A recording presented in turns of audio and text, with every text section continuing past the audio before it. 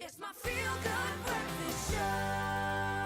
Welcome back to your Feel Good Breakfast Show. Happy Monday to you, and it's time for your weekly tech roundup with our expert, General Manager of bandwidthblog.com, Bryan Smith. Always a pleasure to have you here. Bring us the latest, most exciting news, and we begin with a story that might be able to help any one of us if we were ever caught in a tragedy, because Google has now been given license to, let me just get this right, to relaunch or launch an experimental license to have connectivity in Puerto Rico using something called Project Loon.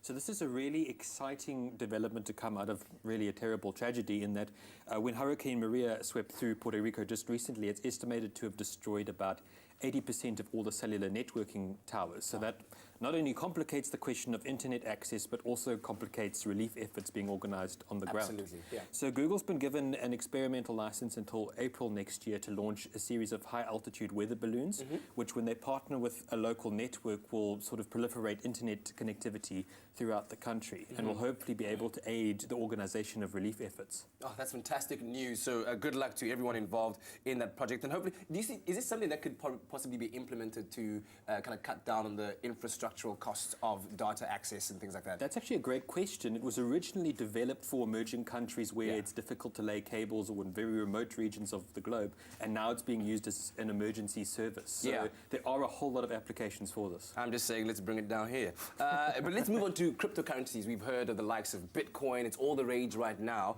And I also understand that the city of Dubai is launching its own cryptocurrency called Mcash. So bring us into that space. What exactly is it, and what is it going to be used for? Great. So cryptocurrencies have become a real buzzword this year, and I think most people are looking at Bitcoin or seeing if they can invest or trade in Bitcoin.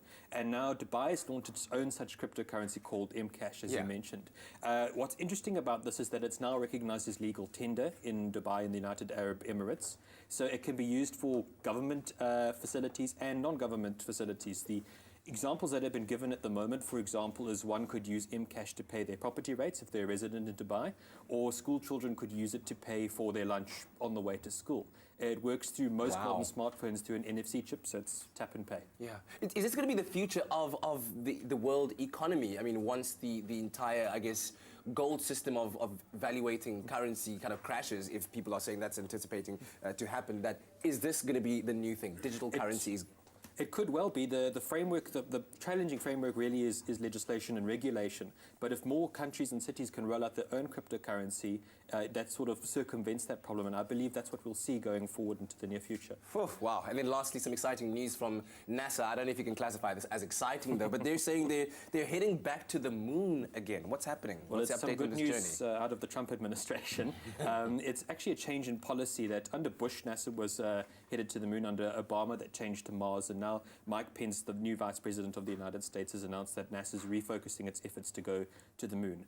We don't have any concrete information about what NASA's planning, but we do know that in recent weeks NASA's planning has announced the Deep Space Gateway, which will be a satellite in between the orbit of the moon and the Earth that will fuel endeavors to other planets in the near future. Okay, but we're definitely going to see the moon again from up close, and it's going to be big. It's going to be big. Surreal. Amazing. Dude, always a pleasure to have you here with us, Bryan Smith, of course, from the bandwidthblog.com. All your latest tech news update you can find there.